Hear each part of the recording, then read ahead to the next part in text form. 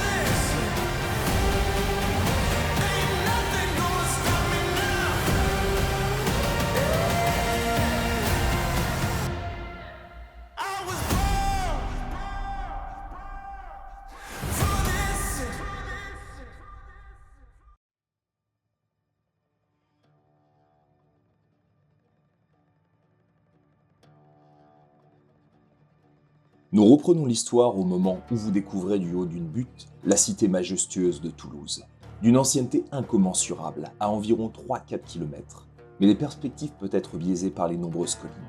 Les multiples et puissantes tours de la cité, érigées comme des sentinelles dans le temps, s'élèvent vers le ciel, leur silhouette imposante témoignant de l'histoire millénaire de cette métropole oubliée. L'acier et le verre dont elles sont constituées donnent aux édifices une allure imposante, et les reflets dorés du soleil éclairent les façades, révélant des détails sculptés, témoins du savoir-faire des anciens bâtisseurs.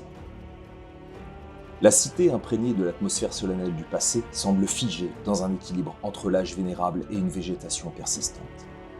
Des lianes habilement entrelacées montent le long des murs de pierre ou d'acier, créant un contraste saisissant entre la nature sauvage et l'ingénierie humaine. Vous comprenez que vous êtes au cœur du marais, dans l'œil du cyclone, entouré derrière vous et faisant un cercle cyclopéen tout autour de vous, de la végétation plus dense, des Carpates verts. Il fait beau, vous sentez la faim, vous tiraillez légèrement le ventre. Il doit être 10 ou 11 heures du matin. En jugeant le parcours jusqu'à la cité, vous vous dites que celui-ci va prendre du temps, car le sol reste assez boueux. À côté de vous, toujours cette étrange enseigne, juchée en haut d'une barre en métal. Une enseigne circulaire en partie rongée par le temps, de couleur rouge délavée sur laquelle est inscrit le mot « Stop ». Face à vous, la puissante cité morte de Toulouse. Est-ce qu'on voit de la fumée quelque part? Les traces de feu, de camp, de... Tu regardes et c'est vraiment particulier parce que autant dans les Carpates verts, derrière vous, vous entendez encore la végétation, autant face à vous, vous n'entendez pas un bruit. Vous n'avez pas de végétation particulière qui montre qu'il y a déjà donc, un groupe, une compagnie qui est déjà passée par là. C'est comme si vous étiez les premiers à visiter ce lieu. D'accord. Très étrange cette ville. C'est pas du tout l'idée que je me faisais de Toulouse. Moi, je comprends pas. Je regarde la carte, je me dis, est-ce que je me suis trompée? Est-ce que... Non, non, c'est ça. On est au bon endroit.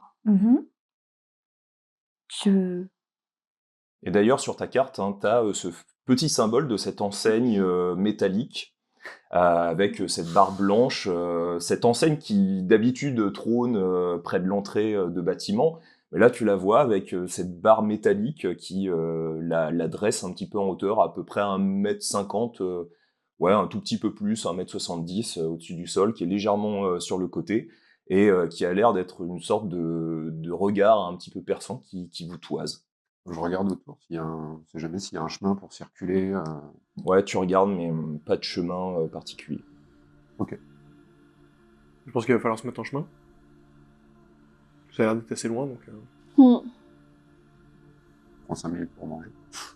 Et moi, je m'arrêterais bien pour reprendre un peu des forces. Vous mangez, ça prend un peu de temps, hein, vous prenez le temps de vous rassasier un petit peu. Pendant ce temps, j'observe un peu la ville qui s'étend devant. Il y a rien de particulier, enfin un peu de plus particulier que ce qu'on voit. Pas de mouvement, pas de... Non. Ok. Et vous, de votre côté, hein, ça vous fait vraiment penser un peu, dans l'atmosphère, un peu à Aldébaran. C'est-à-dire que vraiment, vous avez vraiment l'impression d'une cité morte. C'est vraiment, il n'y a pas de bruit. Et quand je dis pas de bruit, vous entendez, alors, au bout d'un certain temps, puis en plus vous mangez, donc ça prend un peu de temps, vous vous habituez au bruit qu'il y a autour. C'est beaucoup moins présent, c'est beaucoup moins lourd, beaucoup moins oppressant que dans les Carpates verts, dans ces fameux marais, mais vous avez quand même, vous entendez des petits bruits d'animaux à différents endroits, vous voyez quelques oiseaux passer, parfois se diriger vers la cité, mais il n'y a pas de bruit humain. Bon, mis à part la tour, on voit rien du tout, comme bâtiment un peu qui ressort de... Ah si, bah vous avez cette tour qui est vraiment massive. Ouais, vous avez cette tour qui est vraiment massive. Tout autour, vous avez vraiment une cité. Ouais. Qui a l'air assez imposante. Presque du même niveau que la cité de Paris. Il y a une enceinte autour de cette cité Il y a quelques pierres qui ont l'air de montrer qu'il y avait peut-être potentiellement une enceinte, mais elle a été écroulée depuis très très longtemps.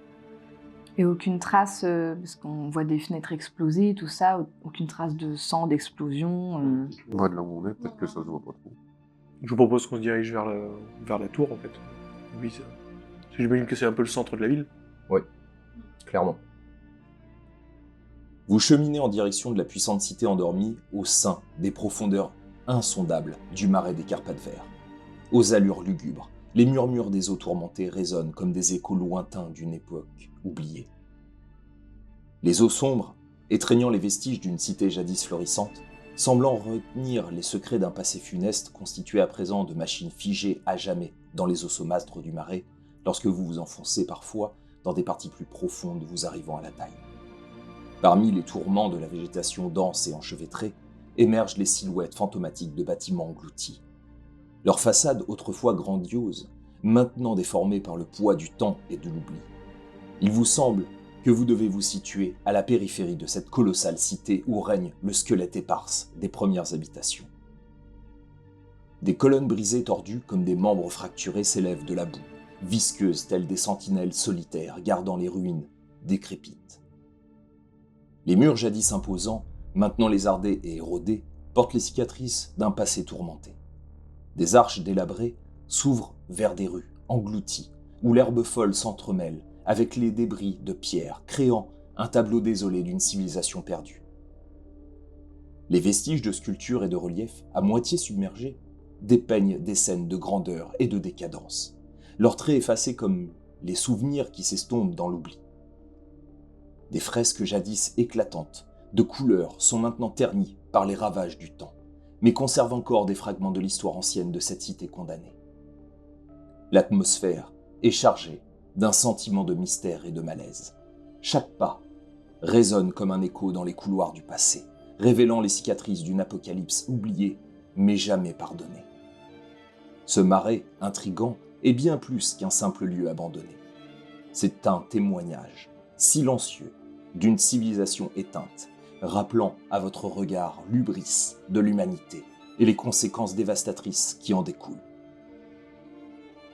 Donc, pour avancer, c'est boueux, vous vous enfoncez, c'est fastidieux. Finalement, beaucoup plus éloigné que ce que vous imaginez en raison peut-être de la perspective. Le crépuscule tombe soudainement, comme un mirage fragile et froid. La nature reprend peu à peu ses droits en murmurant à vos oreilles des centaines de bruits d'animaux, particulièrement de corbeaux et de crapauds. Une vie nocturne s'anime peu à peu autour de vous.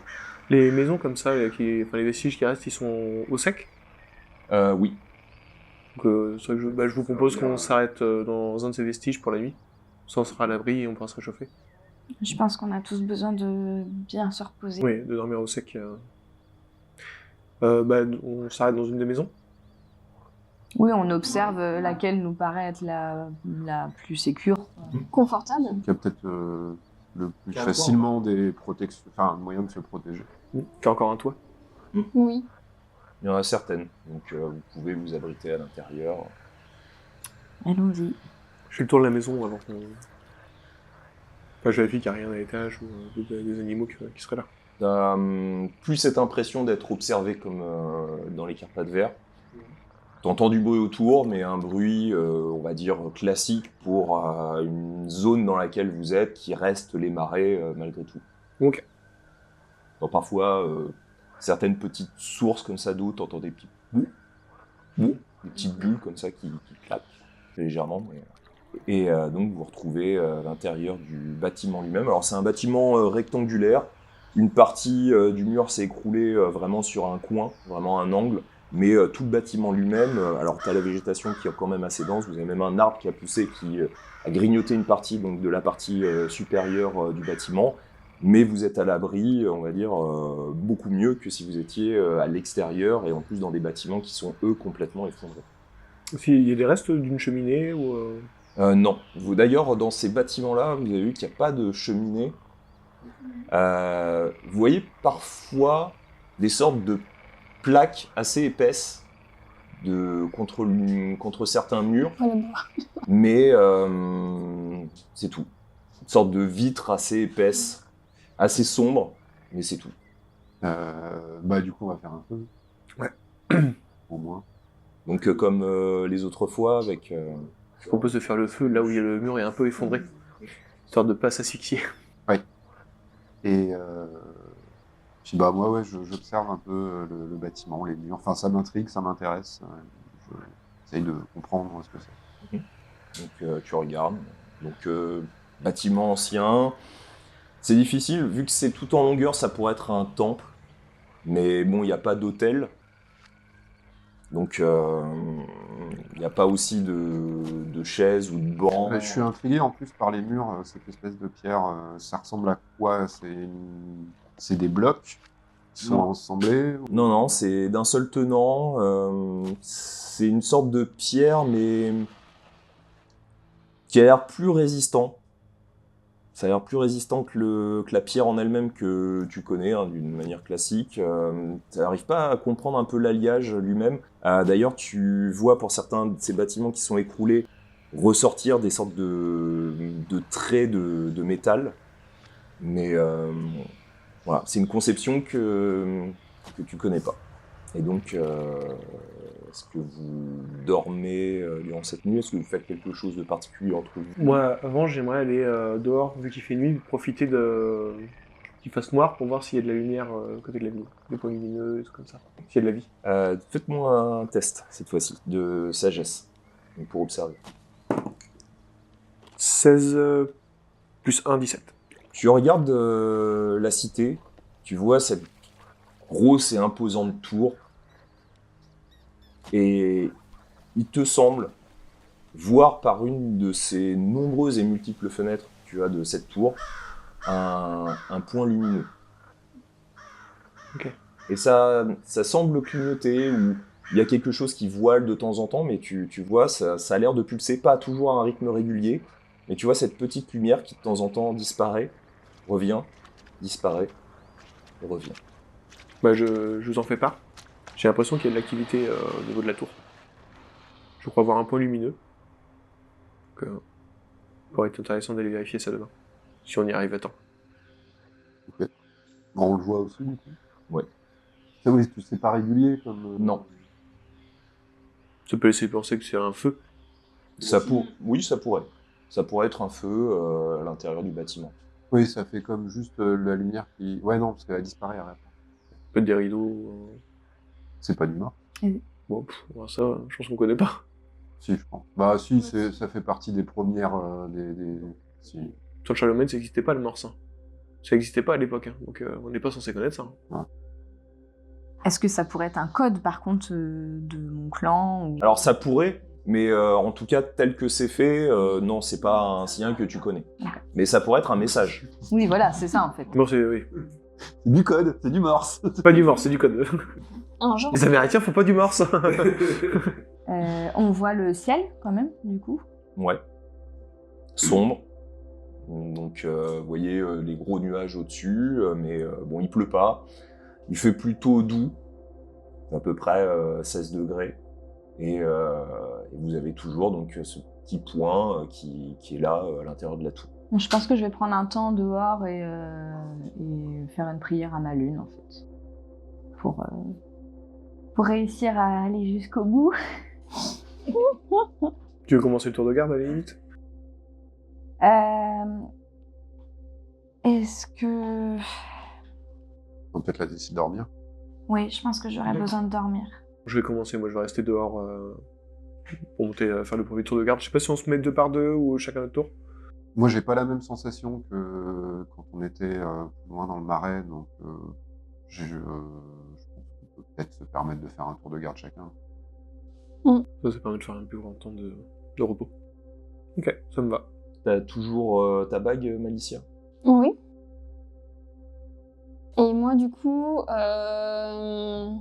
je siffle Croque-Mythe et je lui demande de me suivre pour marcher un petit peu dans les alentours. Donc je pars toute seule en fait et j'essaye de guetter si je trouve pas des petits ou moyens mammifères. Tu vois quelques chats. Des chats? Ouais. Ah, ok. Bah, j'essaie de m'approcher le plus possible d'un chat.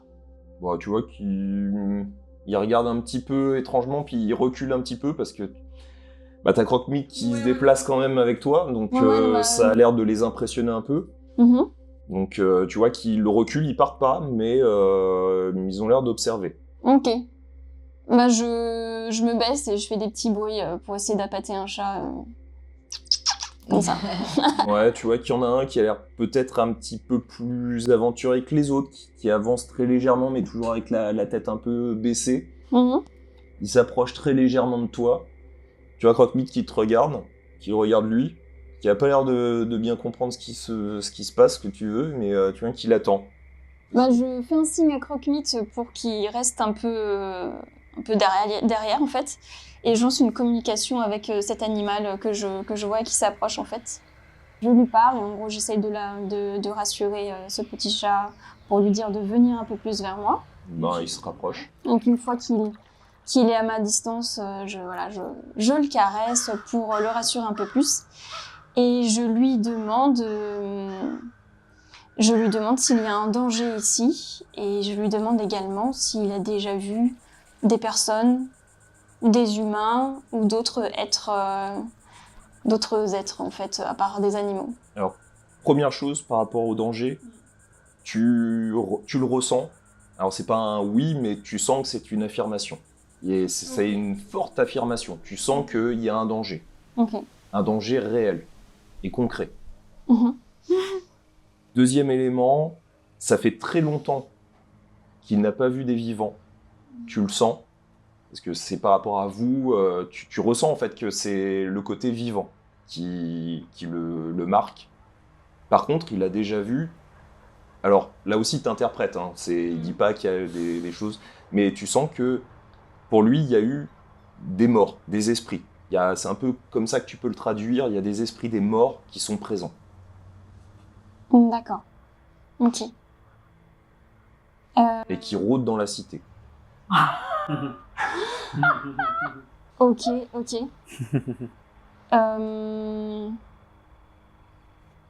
Je lui demande s'il a besoin de quelque chose.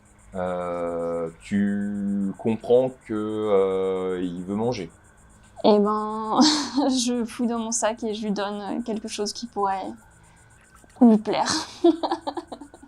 Un petit biscuit ou je sais pas, quelque chose. Ouais, un peu de ta ration. Je donne un peu de ma ration. Donc tu sens qu'il est heureux. Alors c'est une sorte de merci, hein, tu peux le traduire comme ça, et puis tu vois qu'il grignote. Alors tu vois qu'il y a les autres qui se regroupent un petit peu aussi, qui ont l'air moins peureux d'un coup, Oui, bah oui. et tu sens que ça le dérange. Ah oui. Bah je lui dis de partager. Je lui dis de partager. Il a l'air content. Partage, mais il n'est pas content. Tu vois Croque-Mite qui lui se rapproche aussi, qui effraie un peu les autres. Non, bah Croque-Mite, je lui dis de partir. Je lui dis t'en auras, t'inquiète pas. Il te regarde. Pas content non plus. Tu connais cette tête. Mais oui. Il est un peu déçu. Non, mais bon, après, je les laisse faire leur compte. Voilà, entre eux. Et je repars vers la maison. Le duo, donc pour le tour de garde, donc c'est toujours Non, on fait chacun un par un. Ouais, moi en gros je commençais donc je la vois revenir. Et est-ce que tu fais quelque chose? Bah, je lui explique qu'ici, il n'y a plus de vivants, mais il y a un grand danger qui est arrivé sur cette ville. Et qu'il va falloir être très prudent. D'accord. En tout cas, visiblement, j'ai quelques craintes par rapport à la tribu d'Abby. Je suis pas certaine qu'on les retrouve.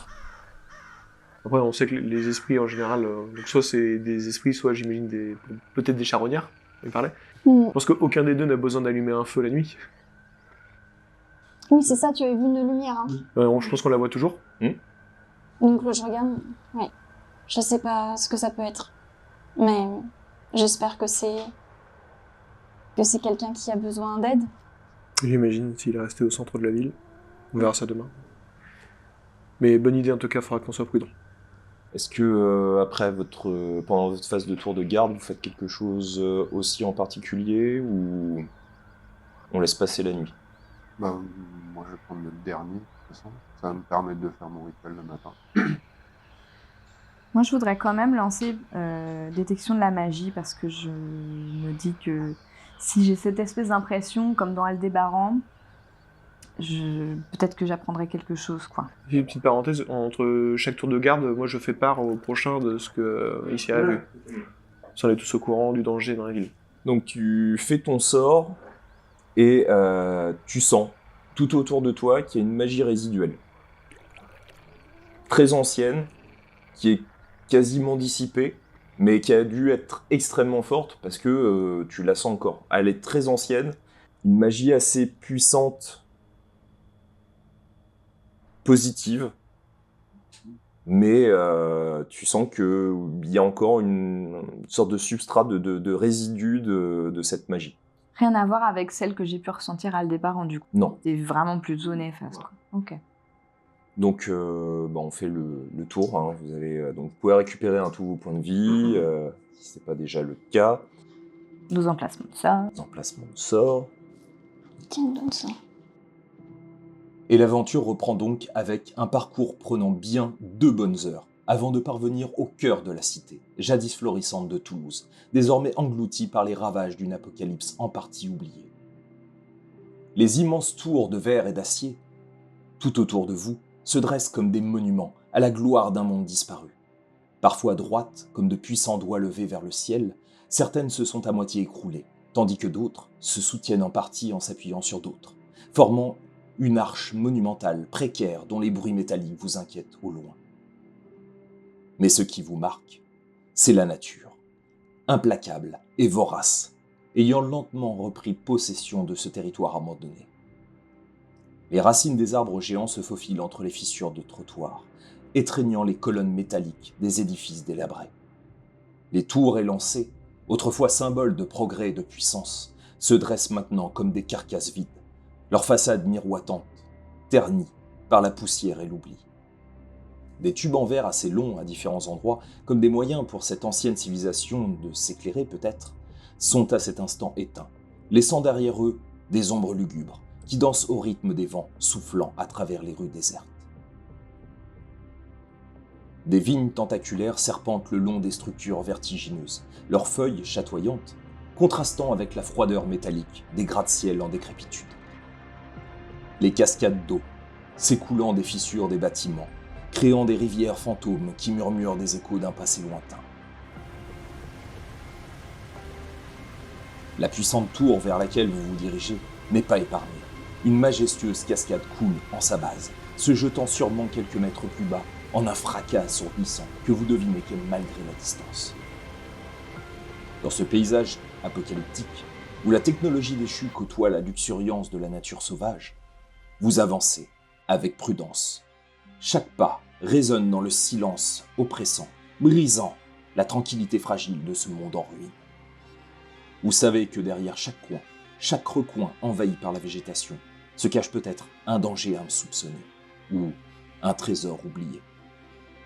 Les ruines de cette cité autrefois florissante sont imprégnées d'une atmosphère de mystère et de désolation, où le contraste entre la grandeur passée et la décrépitude présente crée une toile complexe de beauté et de destruction.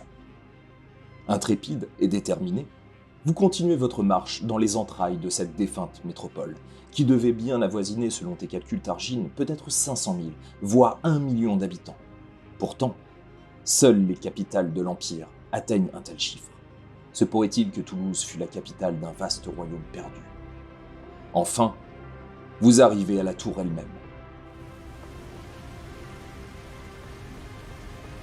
Extrêmement haute, vous forçant à lever la tête, constituée d'un agrégat de métal broyé et de verre brisé, la majeure partie de la puissante tour est intacte. À l'intérieur, vous discernez un immense espace semblable à une antichambre, sur laquelle, en haut de quelques marches, est situé un comptoir en pierre massif. La végétation semble avoir laissé tranquille les crins de la tour. De chaque côté de cette salle, vous distinguez 2 petites pièces bloquées par 2 portes métalliques. Sur le mur à votre droite, vous observez une majestueuse fresque. Il y a des écritures, il y a des choses écrites sur les murs. Non. La fresque, ça m'intrigue, je m'approche. Donc faut rentrer à l'intérieur du bâtiment. Ouais, je regarde bien ce qu'il y a par terre pour pas faire de bruit en marchant. Vous rentrez et vous avez aussitôt une drôle d'impression. La même qu'Aldébaran, Abilat, Garrick et Malicia. Targine, c'est la première fois que tu ressens cela, même si ton ressenti au sein de la tour des Phéniciers des Alpes te rappelle à ton bon souvenir, en un effroyable écho. Vous avez tous, tout de suite, l'impression qu'il s'est passé quelque chose d'horrible, et que ça imprègne les lieux. Abilat, tu repères instinctivement, au niveau du sol, près d'une ronce, un pendentif. Tu reconnais ce pendentif, pour l'avoir déjà vu, au cou de celle qui a échangé avec toi au sein du marais de Toulouse. Il s'agit du pendentif sacré de Rolaya. Je réfléchis même pas, je me précipite dessus pour l'attraper. Donc vous la voyez se déplacer au niveau d'une grosse ronce sur le côté. Vous voyez Abilat en train de partir et essayer de récupérer quelque chose. C'est des ronces, hein. Ouais. Ah, je m'en fous là, J'avais fait juste que c'était pas autre chose que des ronces. Et donc tu vois ce pendentif, comme s'il avait été arraché. Je me tourne directement vers Malissa. Regarde, c'est le pendentif de Rolaya. Elle a été là. C'est peut-être eux qui sont enfin là-haut.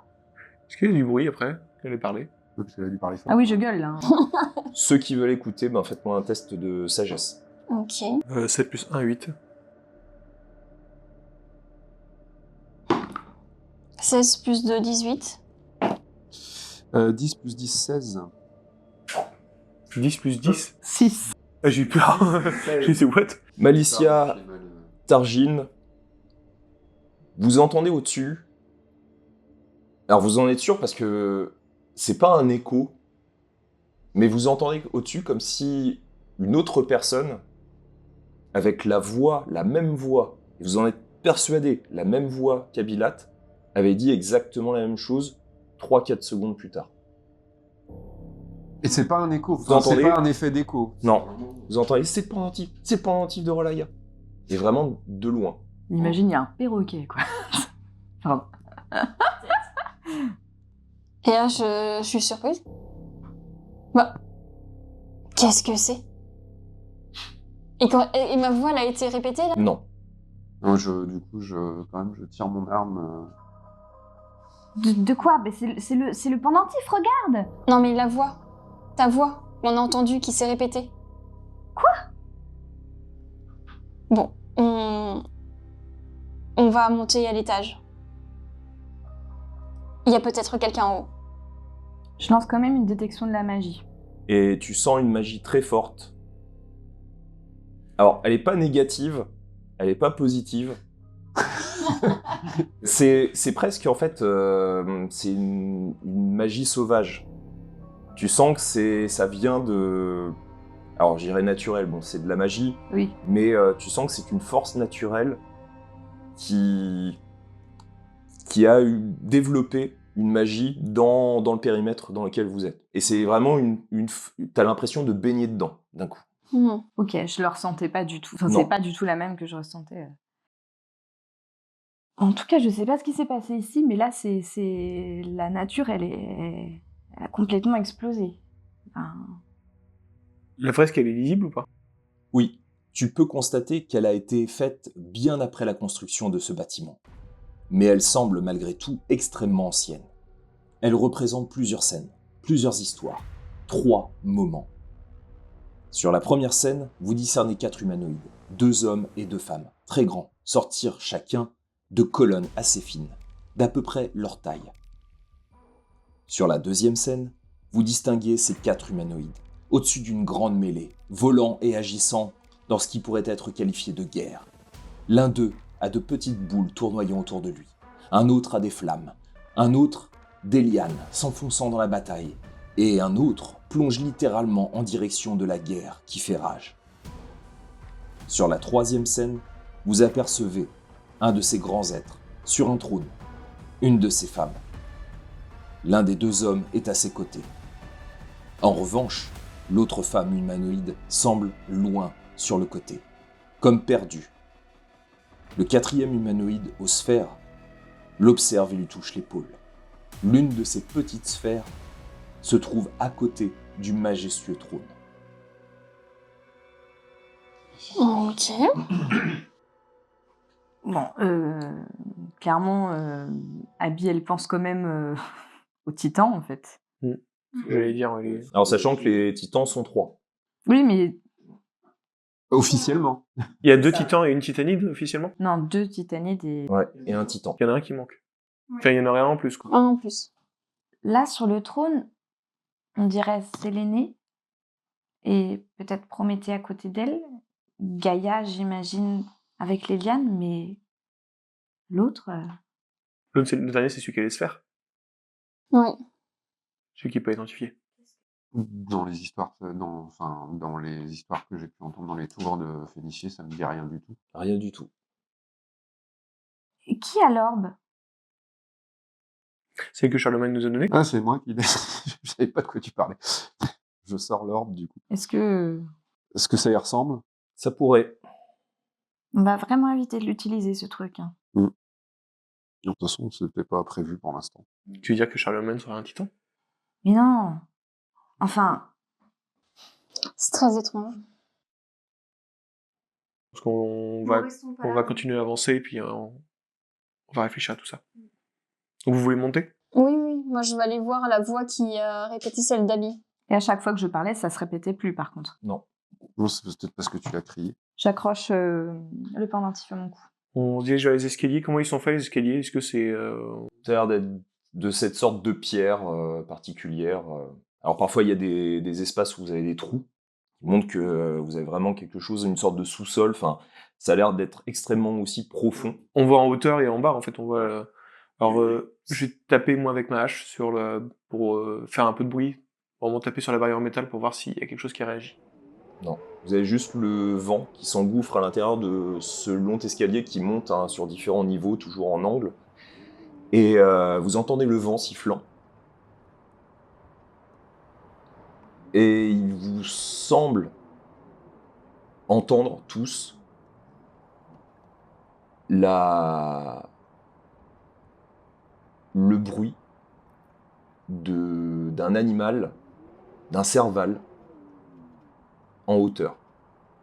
Il a l'air de gémir, de douleur, de peur, quelque chose, mais au-dessus de vous. Et alors, à quel niveau? Difficile, mais vous l'avez entendu l'espace d'un instant. Rockmit est toujours avec nous? Oui. Et il réagit ou pas? Non. Il réagit pas. Lui, il l'a peut-être pas entendu. Ma détection de la magie, elle dure 10 minutes, c'est toujours... Ah ouais, vous êtes là, c'est comme si tu nageais dans un bain de magie brute. Ok. Oh, je suis défoncée, les gars. On se demande qui est à l'étage. On y va? On avance? On avance, on avance. Moi, ça me perturbe ce cri de détresse que j'entends là. Oui, bah on continue d'avancer. Hein, Bon, on commence à monter, alors. Donc vous montez. Vous avez plusieurs niveaux. À chaque fois, c'est des grandes structures avec. Vous avez des espaces qui sont aussi larges que donc, le rez-de-chaussée. Donc bien au niveau du diamètre, une trentaine de mètres donc de largeur. Donc parfois, vous avez vraiment une sorte de grand plateau avec la végétation qui sort, etc. Donc à ces niveaux. Parfois, vous avez carrément des couloirs. Vous avez des espaces donc intermédiaires. Vous montez. Et à un moment donné, dans l'escalier, vous voyez une inscription. Ça a été fait avec du sang. Et c'est écrit « Déjà passé par là ». Et toi, Malicia, tu reconnais ton écriture. Mon Dieu. Oh putain, j'ai les... Regarde ma peau, j'ai l'impression. Je reste sans voix, mais alors je m'approche quand même, puis j'essaye de toucher quand même. Ouais, tu sens que le sang est frais.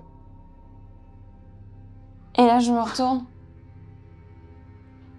Et je mets du temps à parler, en fait. Limite, je bug. C'est mon écriture. C'est moi qui écris. Ces mots. Ah. Et là, je leur montre mon doigt comme ça. Avec le sang frais. T'as écrit ça et tout à l'heure t'as crié 2 fois. Moi, j'ai pas crié 2 fois. Et t'as entendu crier une deuxième fois. Mais c'était pas moi. C'était ta voix Si, et là c'est c'était ton ta écriture. voix. Un truc qui cloche dans cette tour. On a le sentiment de monter, par contre. Oui. Ah, ça me fout des frissons parce que je repense au cri du serval et je check Rockmit. Il est toujours là. Est-ce qu'on continue d'avancer ou est-ce que... En fait, c'est face à un couloir que c'est écrit, ça. Ouais, enfin, vous continuez à monter. C'était à mi-parcours d'un étage. Moi ça laissait entendre que c'était l'étage qui était déjà... Là, vous êtes peut-être au 4e ou 5e étage. Je prends un truc pour mettre une croix à côté de ton message. Donc tu vois que tu prends une craie, tu te tournes vers le mur et tu vois que la craie est déjà là. Et t'as déjà une croix. Bon. Ok. On est d'accord qu'elle était pas là, la croix, avant, là. Mhm. Elle était pas là. Je ressens toujours la même magie, il y a rien qui... Ah oui. Et au sol, on ne voit pas de traces particulières de passage, en tout cas, de personnes qui se seraient passées. Il y a une légère poussière. Si tu fais plus attention, ouais, tu vois des traces de pas. Ça se trouve, c'est les nôtres. Je prends la décision d'essayer d'effacer sa craie. Ok, tu l'effaces. Elle n'était pas déjà effacée. Non. On va peut-être... On avance? Ouais, on va monter. Ok. Donc, vous montez. Vous arrivez à un niveau. Et vous voyez que ce niveau ressemble exactement au rez-de-chaussée. Est-ce que moi j'ai la connaissance de sorts qui puissent faire une espèce de boucle temporelle? Non. Et on s'est pas rapproché de la magie. Enfin, Ah ouais, baigne dedans. ouais, mais il y a pas tu ressens pas le point de Elle a toujours l'amulette autour du cou? Ouais. Il n'y en a pas une deuxième par terre? Non. Moi, j'ai envie de partir d'ici. Ça... Et toujours la même fresque, il n'y a rien qui a changé. Toujours la même. On perd notre temps ici, là. En plus, on peut rien faire contre cette magie. Ouais, je tente de sortir de la tour. Sortez. On sort? Ouais, moi, je sors. Je sors, j'en peux plus de cette... Enfin, je sens qu'on perd notre temps, en fait, là. Tu ressens toujours ta magie en sortant? Alors je vous avoue, moi je suis pas sortie. D'accord. Je reste plantée là et je vous dis mais Je... ils sont passés là. Tu as vu le... Oui, il y a de la lumière à l'étage hier soir. Il y a quelqu'un là-haut. Non, mais moi, je faisais juste un test. Hein. Après, je vais re-rentrer. Voilà. Je re-rentre d'ailleurs dans le bâtiment. On refait un essai, on remonte. Ouais, j'ai pas envie. Hein. Bon, avant de remonter, je mets un énorme coup de hache dans le comptoir pour laisser une trace. Bah, tu vois que tu t'approches du comptoir et tu vois qu'il y a déjà une marque d'une hache. Alors, soit potentiellement il y a quelqu'un qui a les mêmes idées que moi, soit il y a un problème. Ah, mais moi, je reste dehors, là, en fait. Je suis gonflée par... Malicia, toi, tu es à l'extérieur, tu te frottes un peu les mains, un peu stressé, et tu vois que sur ta main droite, t'as une légère petite trace de sang. Tu vois qu'on a dû faire une légère estafilade, et tu vois que ça saigne un peu légèrement, donc surtout que tu ouvres la main et tu la vois, donc c'est élargi un petit peu, donc ça ressaigne très légèrement, et tu sens une légère estafilade. Ouais, bah, de toute façon, le sang, il vient forcément de moi. Et si au lieu de monter, on descend? Parce que je suppose qu'il y a un... Enfin, tu nous as dit qu'il y avait un trou, qu'il y avait un sous-sol, donc il doit y avoir un escalier qui descend aussi. Oui, rendu là. Je suis curieux, avant qu'on essaye ça, des portes entrouvertes dont tu as parlé. C'est des portes en métal. Donc bah, tu vois que ça a l'air d'être comme une sorte de sas. Métallique. Il y a comme des interrupteurs, des sortes de petits points comme ça, à différents niveaux, avec des numéros. Ou pour moi, c'est un cul-de-sac, quoi. Il y a une toute petite pièce à l'intérieur? Ouais. Et dans les deux portes, c'est comme ça? Ok, bon, on va descendre. Bah ouais, je me dis que c'est peut-être... Avant de descendre, on a de quoi faire des torches avec nous, normalement. Ouais. Je vais en mettre au une... pire, il y a les... Ah oui. Je vais en fixer une au rez-de-chaussée, pour voir si on revoit de la lumière sur le passage. Après. Non, faudrait trouver... Enfin, moi, j'ai pas de vue. Je suppose que c'est très sombre en dessous. Je vois pas dans le noir, donc faudra faire une torche. Nous non plus, imagine, on voit pas plus que ça. Bah, pour ceux aussi, vous voyez des escaliers. Ouais, super. Et en regardant en dessous, vous avez l'impression de voir un peu de neige au niveau de quelques marches. Bon, je viens de te faire part qu'il y a de la neige en bas. Bah elle s'en fout, elle voit. Non, mais moi, je suis dehors. Moi, je suis dehors. Hein. Donc, j'entends de la voir pour lui dire qu'on voit de la neige en bas. Je me masse les tempes, là. On a la sensation d'être un peu comme dans la tour des tours des Phénicie où il y avait des... Ouais, ça donne un peu cette impression-là. Ok. Non, mais moi, j'allume une torche, je me dirige vers des sous-sols. Malicia, tu fais quoi pendant ce temps?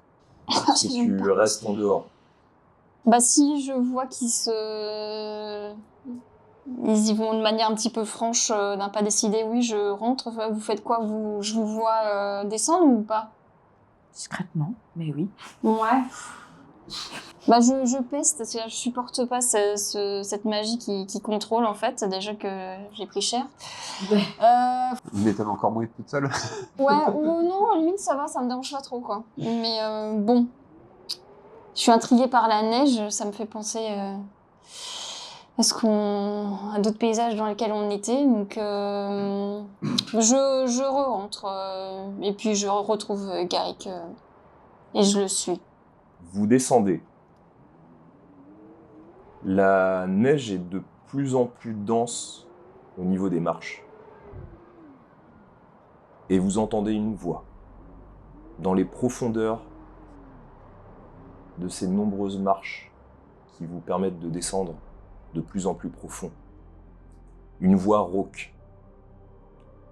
Une voix, Garrick, que tu as déjà entendue il y a très longtemps.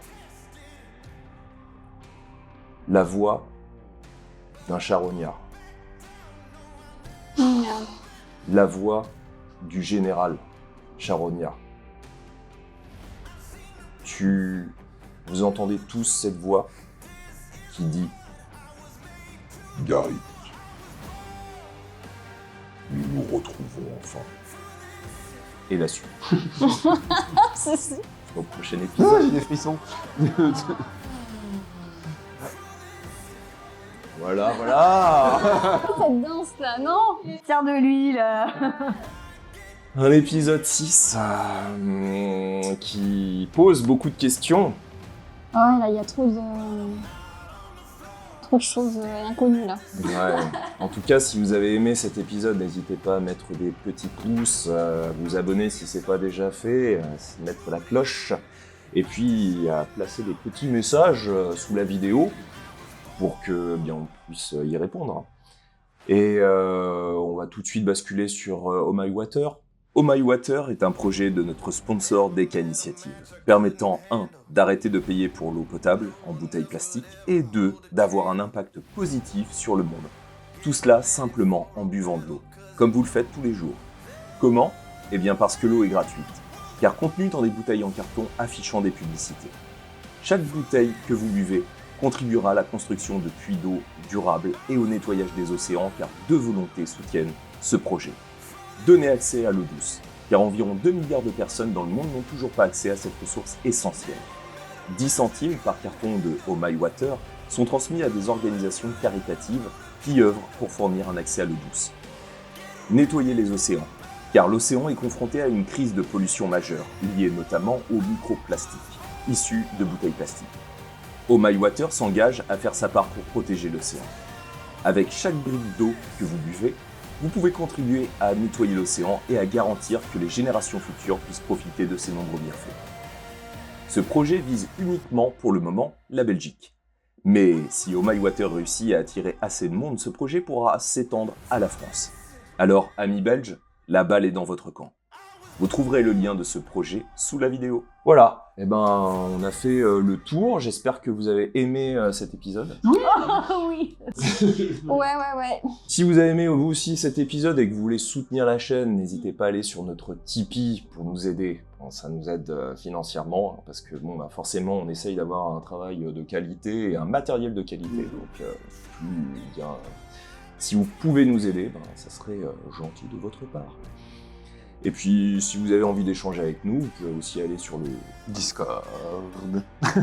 échanger sur vos théories Oh. sur cet épisode 6. Et puis, on va se retrouver pour l'épisode 7.